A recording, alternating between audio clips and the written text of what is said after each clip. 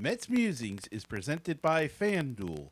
FanDuel is the leader in one-day fantasy sports for money with immediate cash payouts, no commitments, and leagues from $1. Sign up at FanDuel.com and use the promo code MetsMusings. And by BaseballTalkRadio.com. BaseballTalkRadio.com is the home of over 30 of the finest baseball podcasts, with podcasts covering the U.S., Canada, and even a podcast on Japanese baseball. Fantasy leagues, we got you covered. Even a groundskeeper, we got it right here. If it's baseball, we'll be talking about it at BaseballTalkRadio.com, the home of great baseball talk shows. Now it's time for some New York Mets baseball talk. Here's Gary Mack bringing you the latest news and analysis from Mets Nation and the world of baseball on another edition of Mets Musings. And hello and welcome to another edition of Mets Musing. It's episode number 257. Hope everybody had a great week out there, and I was wrong. I never saw this streak coming. But the Mets have put together a streak now. They're back into the wild card hunt. Can close in. Still got a couple of teams to get over. Tied with Pittsburgh and is still chasing St. Louis. But they are putting together a run. And it's a big, important run now. Got to beat the Marlins tonight. Sweep them. Knock them out of it. Hopefully that'll just knock them. Put some distance between the Mets and the Marlins. Knock them out of the wild card race. Hopefully the Cubs will beat the Pirates, and that'll put the Pirates behind us. And then we just headed for the Cardinals. Gonna need some help to beat them, because we don't play them. So we're going to need some help, but they're going to play the Pirates. They're going to play the Cubs. So maybe they'll knock each other around and give the Mets a chance to stick in there and sneak in there. And one thing they have to remember is just to take care of their own business. Just go out and play. Just go out and win. That's all they have to do. The other stuff will take care of itself. If it's meant to be, they'll move up. If it's not meant to be, well, so be it. So they got the fourth game against the Marlins. Got to take care of this one, sweep the Marlins. Big series coming up against the Nationals. 2 out of 3 at least. It's got to be. Got to be 2 out of 3. Got to take that 2 out of 3 against the Nationals. And then they got another they got another set against the Nationals a little bit later. I think another 3-game set. Got to take 2 out of 3 there too. Just keep winning series. Get the occasional sweep. We want that. Be nice to sweep the Nationals. Move on. Be nice to beat Cincinnati and Atlanta and Philadelphia and whoever else is left on the schedule. But being realistic, try to win series. Put together a little streak now and then, 5-6 games. We're closing in. We don't have that many games left. So a 5-game winning streak could be a huge, huge thing at this stage of the season. So good news on that front. Not so good news is that Neil Walker has opted to have surgery. He has a herniated disc in his back, and he's opted to have season-ending surgery. And that's not good news for the Mets. He was a big bat in the lineup, played a solid defensive second base. And where do they go now? Now it's going to be rotation of what? Kelly Johnson and Jose Reyes maybe, and Wilmer Flores playing second. Would have been a good spot for Dilson Herrera, but forgot. They traded him. traded him for Jay Bruce, who still sucks, by the way. Has contributed nothing to this team since he's been here. And if they bring this guy back, they're crazy. But I fully expect them to bring him back next year. He has a team option. The option can pick the club has the option to pick up his contract for $13 million next year, or there's a $1 million buyout.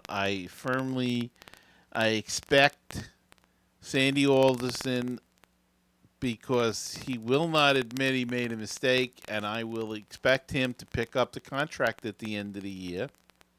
And hopefully he tries to move him in the offseason. If not, we'll be stuck with him again, and we'll see this replay itself all over again. Interesting situation now with the September call-ups. The Mets have promoted Michael Conforto, Ty Kelly, right-handed pitcher Gabriel Yanoa, and catcher Kevin Plawecki. The rosters have expanded. Those guys have come up. What my question is, if a guy like Conforto gets hot and starts hitting, and Granderson gets hot and starts hitting, then what do? You can't play Bruce. You just can't play him. You have to go with the hot hand. Terry Collins always says he's going to play the guys that are hitting. You have to do it then. Bruce has shown nothing in his time here. I mean, it's 26 games. He's got 27 strikeouts. 186, 183 he's hitting. 2 home runs, 6 RBI. This is the guy that was leading the National League in RBIs. He came from a bandbox. He came from a small town. He's comfortable in a small town. He cannot handle the bright lights of the big city. And it's quite apparent. So hopefully they will pay him the $1 million and then say arrivederci at the end of the year. Logan Verrett is back. He's back in the bullpen. Gives him some lung relief. Pitched pretty good. I mean, he when they moved him to the starting rotation, he struggled, but pitched pretty good up to that point. And thank goodness for the return of Jose Reyes, Asdrubal Cabrera, and Yoenis Cespedes. They are the ones that have sparked this streak. They have sparked this team and have really got them going in the right direction with their defense and their offense. And what more can you say? I honestly, I did not see this streak coming. I didn't think they were physically able to put it all together. But again, these guys came back and really lit a fire under the team. And hopefully, if the pitching can hold up, they're asking a lot of some young guys, but they've come up big in this Miami series. I mean, Rafael Montero started the first game, came up big. He didn't pitch overly great, had 6 walks, but he gave them 5-6 shutout innings. And they were able to stay in the game, and that's all you want. That's what you want. Pitched in and out of trouble quite a bit and quite well.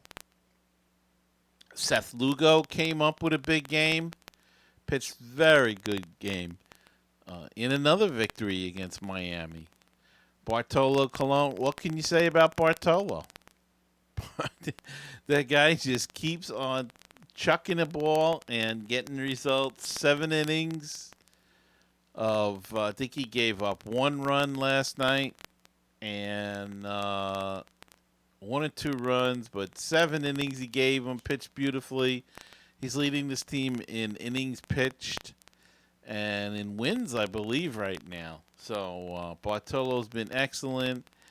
And DeGrom and Syndergaard are going to have to pick it up. Mats, just shut him down. Now it's a shoulder thing, and shoulders are tricky. Shoulders you don't want to fool around with. And if he's got some sort of impingement in his shoulder, it's best to just shut him down and clean out that elbow, rest the rotator cuff. If they need to go in there and scrape or whatever they have to do, minor surgery, then they should take care of that. And just, go forward to next year and play with the cards that you have. Gieselman has pitched good, or Giselman now they're calling him. He's pitched well. Again, Lugo has pitched well. Can it catch up to these guys? Maybe. Maybe the league will, but maybe not. We didn't know who DeGrom was when he came up, and he pitched well, and we thought, well, they'll catch up to him. And look where he was, one Rookie of the Year. So maybe we can catch lightning in the ball. Maybe a guy like Lugo didn't pitch that well in the Pacific Coast League, but a lot of pitchers don't. And he comes up here and he's pitching well. Giselman has pitched pretty decently, not as good as the other two. Not as good as Lugo, certainly, but played pretty well, pitched pretty well. So we will put our faith in the hands of those guys, the 43-year-old guy, big sexy Bartolo Colon, and DeGrom and Syndergaard. Hopefully they can hold the fort down. And Nice, I don't know what he's got left, but he'll be back. And we'll see. They called up Gabriel Yanoa. Pitched very good in his one start. Got a little hit in relief when he came in, but he's not a relief pitcher. Let's be honest about that. So maybe that he wasn't accustomed to warming up in the bullpen and things like that. So, but we'll see him up here now that the rosters have expanded. It's September 1st. All right, let's take a break and be back after these messages. Hey, baseball fans and book fans as well.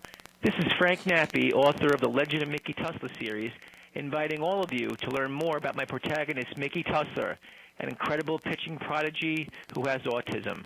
Follow Mickey's journey as he captures the hearts of fans everywhere with his blazing fastball and indomitable spirit. Please visit Amazon or www.franknappy.com for more information.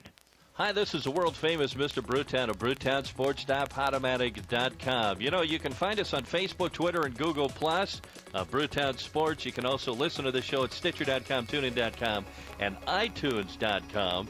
And we've got the new one. It's called BrewtownRadio.weebly.com. But the one that I'm most proud of being on is BaseballPodcast.net. It is the home of great baseball talk shows. Check it out, my show and all kinds of other programs all about Major League Baseball. So check it out. That's baseballpodcast.net, the home for great baseball talk shows. The Phillies and Mets rivalry has never been better. Hi, my name is Rich Baxter, and I host Phillies Talk Podcast. I hope you'll join me as we talk all about the Phillies all season long. That's Phillies Talk Podcast at fightinphillies.com. And now back to Gary Mack and this great edition of Mets Musings.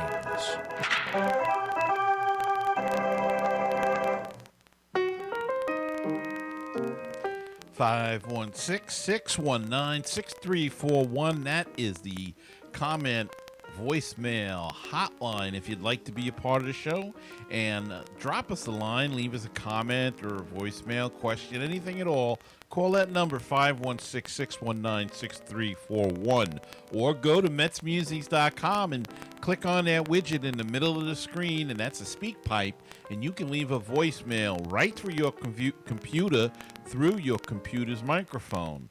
Or if you prefer to do things the old-fashioned way, send us an email at metsmusings@gmail.com. The Facebook page is facebook.com/groups/MetsMusings, and the Twitter handle is at MetsMusings1. And if you'd like to help out the show, check out our Patreon page. Check out the campaign at patreon.com/MetsMusings.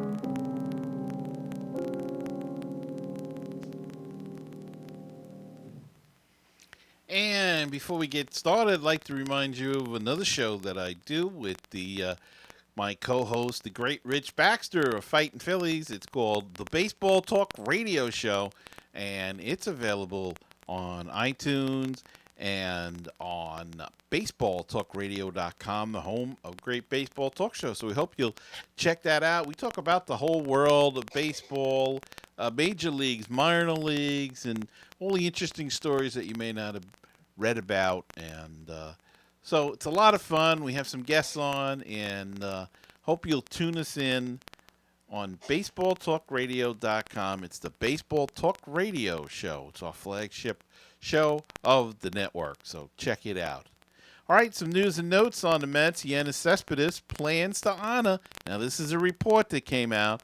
All 3 years of his current $75 million contract with the Mets, as he told the Bergen Records' Matt Eholt. According to multiple reports, Cespedes can opt out of his current deal after the season, pocket his $27.5 million from 2016, and become a free agent. Or he can continue to play for the Mets through 2018, earning $25 million in each of the next 3 seasons. In the event he opts out, unlike last offseason, Cespedes will be eligible for a qualifying offer, which would give the Mets a compensation pick if he signs with a new team for 2017. They need to sign him. They need that bat in the lineup. Got to sign him. Make him an offer for an extension. Maybe give him another. If he releases takes away the opt-out clause, give him another 3 years for $90 million or something like that. $80 million, $75, whatever. But they need to sign this guy. They need to have that threat, that bat in the lineup, and they need to have that personality on the team. He likes it here. Obviously, he turned down a bigger contract last year by Washington to stay in New York. He likes it here. Let's keep him here. They need him here. If he goes, there's going to be a full-fledged revolution in the streets of around Citi Field, I think, because the fans will go nuts if they do not let him go. They have to let him stay. They have to sign this guy, have to get him here, keep him here, no matter what it takes. Jeurys Familia, congratulations. He sets a franchise record for saves in a single season after pitching a perfect ninth inning during the Mets' 5-2 win last night. Familia's 44 saves this season is one better than his 2015 total and Armando Benitez's previous team record from 2001. And David Wright estimates he's at 60% mobility with his neck. He had surgery in mid-June to repair a herniated disc in his neck and is expected to miss the rest of this season. He told ESPN's Adam Rubin he should have 95% mobility within 6 months, which is before position players will be asked to report to spring training next season. He is continuing maintenance therapy for lumbar spinal stenosis, which forced him to miss 125 games in 2015. And also, according to Adam Rubin of ESPN, the Mets will be sending 6 prospects to the Arizona Fall League. They are right-handed pitcher Corey Taylor, left-handed pitcher David Roseboom, catcher Tomas Nido, first baseman, third baseman Matt Oberst, shortstop Gavin Cecchini, and outfielder Champ Stewart. They will all attend the instructional league as members of the Scottsdale Scorpions. Mets first base coach Tom Goodwin is scheduled to manage the team, but as Rubin notes, Goodwin's availability hinges on the Mets' potential postseason presence. Nido is part of the team's taxi squad, meaning he will only be available to play on Wednesdays and Saturdays. The Mets also have 2 more pitcher spots on the Scorpions, available to them, and no word on who will fill those. The Mets have acquired reliever Fernando Salas from the Angels in exchange for minor league pitcher, right-handed pitcher Eric Manoah. Salas, 31, had a 4.47 ERA and a 1.26 whip this season for the Angels, striking out 45 batters in 56 and one-third innings. He is 4 for 4 in save opportunities since he took over as their closer on August 15th, allowing 6 hits in 7 innings with a 3.86 ERA. To make room for Salas on the 40-man roster, the Mets transferred outfielder Justin Ruggiano to the 60-day disabled list. Salas, who is a free agent after the season, will be eligible for the postseason roster should the Mets qualify because he was acquired before September 1st. Manoah, 20 years old, posted a 5.37 ERA and a 1.58 whip in 62 innings this season for Single-A Brooklyn. He just pitched. I saw him pitch last week, and now he's gone as he goes to the Angels, but could be a good deal for the Mets. Could give him that 7th inning guy or just another option to close. If he works out, it could be the 7th, him in the 7th, Reed in the 8th, and Familia in the 9th. So let's keep an eye on what they do there. The Mets have also traded AAA catcher Nevin Ashley for cash considerations, according to Robert Murray of Knuckleball. 32-year-old Ashley served as the 51's third catcher recently. In 63 games in AAA, Ashley was hitting .240 with 10 doubles, 5 homers, and 28 RBI. And congratulations goes out to Binghamton Mets pitcher Ricky Knapp. He has been named the Eastern League's Pitcher of the Week for the week of August 22nd to the 28th. During the week, Knapp made 2 starts, going 1-1 with a 2.25 ERA, a 0.688 WHIP, and 17 strikeouts in 16 innings pitched. In Double-A, the Mets' 2013 8th-round selection has gone 4-1, 4-1 with a 2.90 ERA and a 1.017 WHIP in 6 starts. For the season, Knapp has made 23 starts in 24 appearances, including 2 starts for AAA Las Vegas, going 13-6 with a 2.56 ERA and a 1.127 WHIP. So congratulations to Ricky Knapp getting the Player of the Week award in the Eastern League.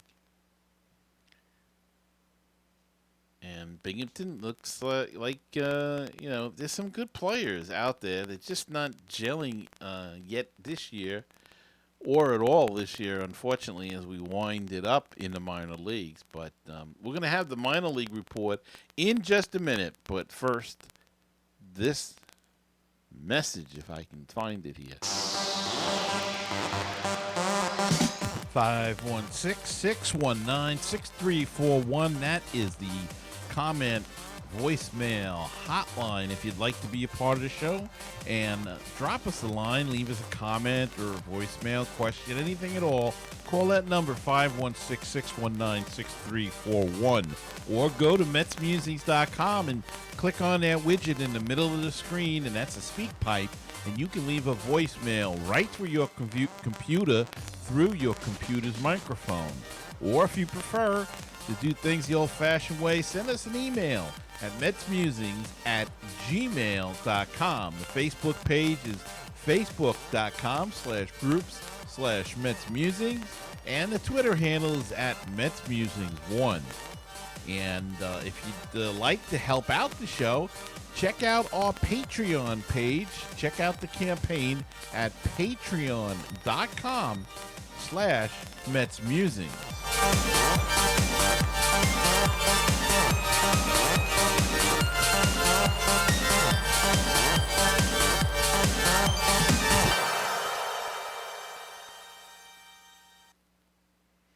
And now it's time for the minor league recap.